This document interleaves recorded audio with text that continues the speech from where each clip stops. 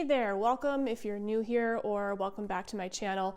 My name is Megan and I'm a professional writer and editor and a published author. I've shared several videos on my channel about the romantasy book that I'm writing. I will drop the links to those videos in the description below. To get a little more context, I would go watch those videos first and then come back to this one. This is my first time writing in this genre. I've always loved reading it, but I feel like I've found what I really enjoy writing. It's a really good fit for me, and it's just opened up a well of creativity and inspiration inside of me.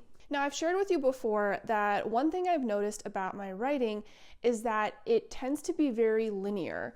This happens, and then this happens, and then this, and on and on and on. I don't know if that's inherently bad, but in my case, I do think it contributes to sometimes my writing can fall flat. If I keep making that mistake in the fantasy genre especially, I feel like this story will be a complete failure. So what I've been noodling on lately is how to make my story more complex without doing so just because. Anybody can throw more scenes in, more characters, more settings. I've done that. But these details need to be interwoven to make for a very juicy story.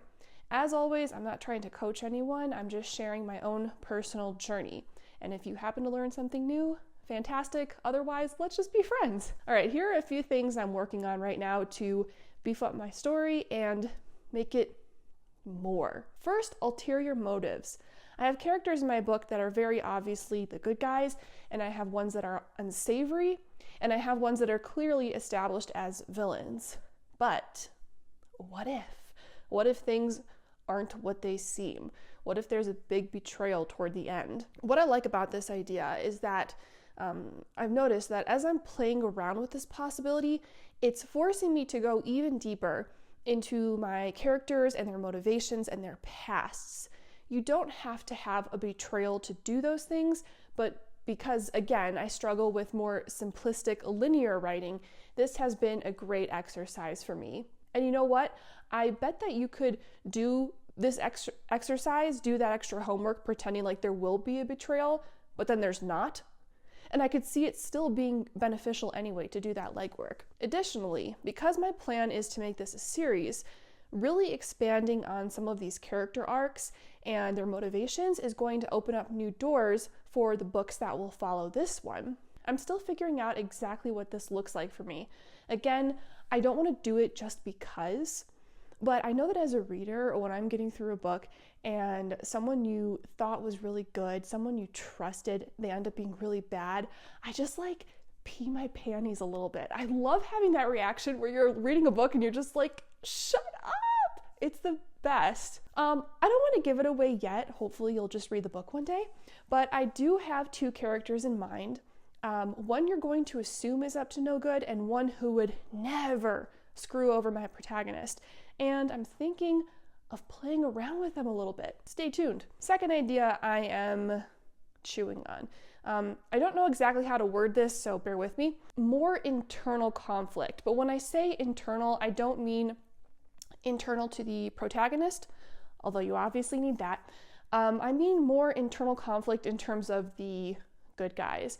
In my story, there are various races. We have humans and then several magical races. And initially, I made it too clear that these people are good and these creatures are bad, or they're friendly, they're standoffish. And then it hit me, oh, I assume all humans are the same. All elves are the same. All fairies are the same. Ooh, clearly that's not the case in fantasy or real life. Some humans are good, some are bad. Some elves will be friendly, some will be cold. This makes the story richer and it gives it more depth. It makes room for more conflict and tension and friction. If any of this is sounding to you like, yeah, no kidding, Megan, I'm telling you, when you're trying to write a darn book, this stuff isn't easy. It doesn't always come naturally. There's so much you're thinking about at any given point. So this was like a little baby epiphany for me. In the case of my story, here's how this is panning out. My protagonist leaves the castle that she grew up in, which is populated almost entirely by humans, and she travels to the territory to the east, which is inhabited by mostly by elves, but other magical races as well. The relationship between the humans and the elves, at this point at least, isn't great.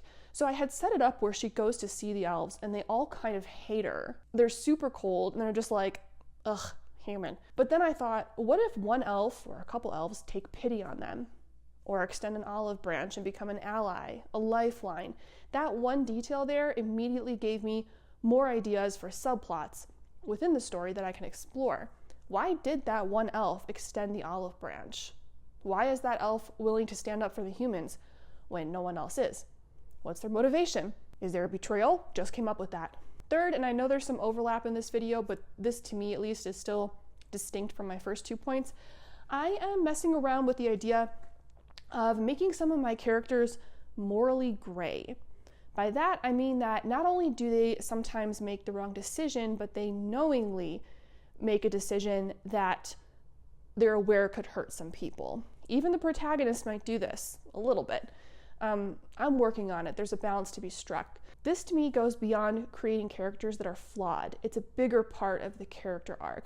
Imagine the protagonist or a supporting character who's generally good, knowingly doing something wrong in the beginning, but by the end, they would never do that again. That's growth.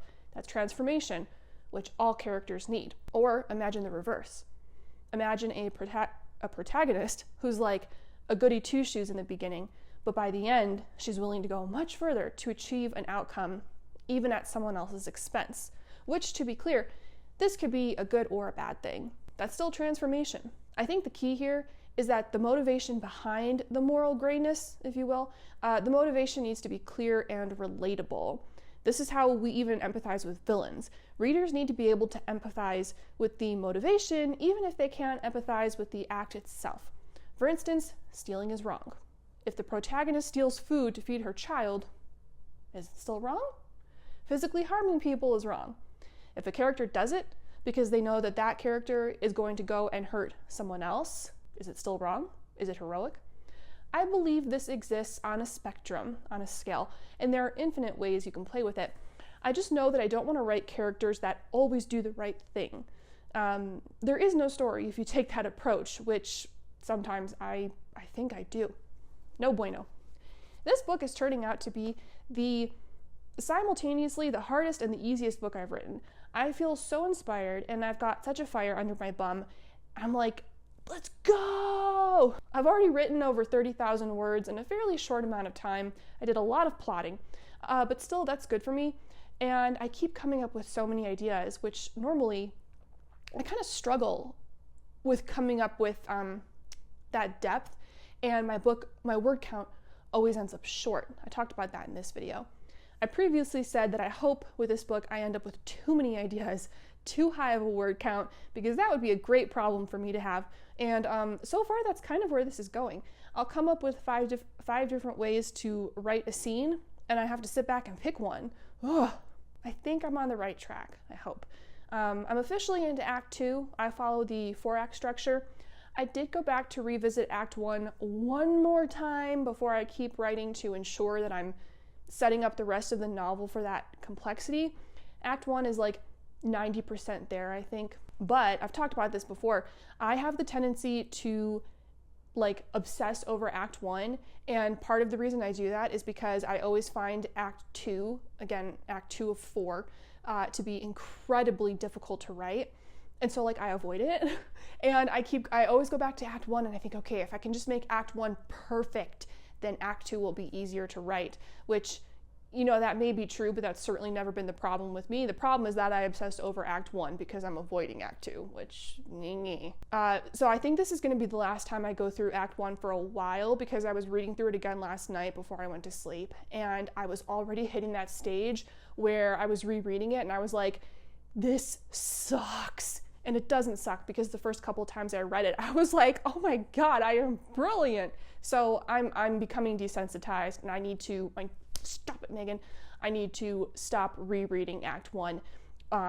Otherwise, I might just throw myself off a mountain. There are a couple more things I wanted to share with you before I leave you, so please stick around. I said in previous videos, this romantasy is going to be spicy, a lot of spice. I'm having so much fun writing it and exploring this new territory, but it is new. So I came up with an idea. As an exercise for myself, I'm going to start writing short stories in this genre, so smutty romantasy. They might be 1,000 words, they might be 5,000. It just depends on what's inspiring me that day.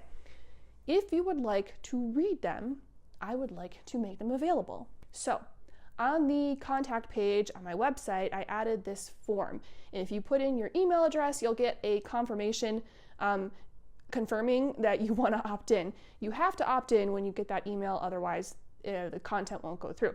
And then I'm going to start sending you short stories. Again, these will have spice. Because I'm pretty sure these will end up in your spam, I think what I'm going to have to do is put them on my blog, but password protect them.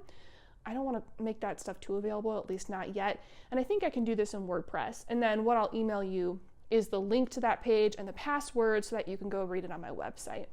My hope is that I will get better at writing, get my work in front of more readers who are into this sort of thing, maybe like build my confidence a little bit.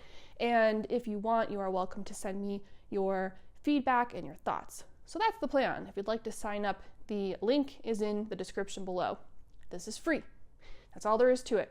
I'm going to aim to send out a couple short stories a month, but yeah, one person asked me, what are you going to try to sell me? Nothing. I have nothing to sell you.